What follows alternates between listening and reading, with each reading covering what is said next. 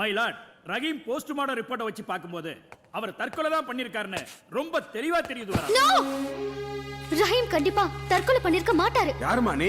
வணக்கம் சார், என் பேர் சங்கீதா. நானும் ரஹீமும் கல்யாணம் பண்ணிக்கிறதா இருந்தோம். தற்கொலை பண்ணிக்கிற அளவுக்கு ரஹீம் ஒண்ணு கூட கிடையாது. கடவுள் கொடுத்த உயிரை பறிக்கிற உரிமை நமக்கு கிடையாது, அது கடவுளுக்கு மட்டும்தான் இருக்குன்னு ரஹீம் என்கிட்ட அடிக்கடி சொல்வாரு. அப்படிப்பட்டவரு எப்படி சார் தற்கொலை பண்ணிருப்பாரு? மிஸ் சங்கீதா, அந்த மாதிரி முடிவை நீங்க எடுக்க கூடாதுன்னு உங்ககிட்ட சொல்லியிருப்பாரே தவிர தான் தற்கொலை பண்ணிக்க மாட்டேன்னு உங்ககிட்ட சொன்னாரா?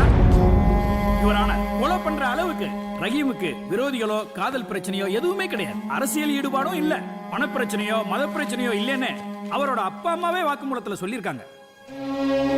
ரயில்வே போலீஸ் இன்வெஸ்டிகேஷன் ரிப்போர்ட் படி ரஹீம் உடம்புல ஒரு சின்ன கீறல் கூட கிடையாது, சட்டையில ஒரு சுருக்கம் கூட இல்ல, அவர் உடம்புல உள்காயங்கள் எதுவுமே இல்லைன்னு மெடிக்கல் ரிப்போர்ட் சொல்லுது. கொலைக்கு உண்டான எந்த அறிகுறியும் இல்லாததால இது கன்ஃபார்ம்டா தற்கொலை தான் இவரான. ரஹீம் கொலை செய்திருக்க கூடும் என்ற சந்தேகத்துக்கு காரணங்களோ சாட்சிகளோ இல்லாததால் ரஹீமின் மரணம் தற்கொலைதான் என்று இந்த கோர்ட் தீர்மானித்து தீர்ப்பளிக்கிறது. இல்ல, ஏன் ரஹீம் தற்கொலை பண்ணிக்கல? ஆமா சங்கீதா, நான் தற்கொலை பண்ணிக்கல, என்னை யாரோ கொலை பண்ணிட்டாங்க.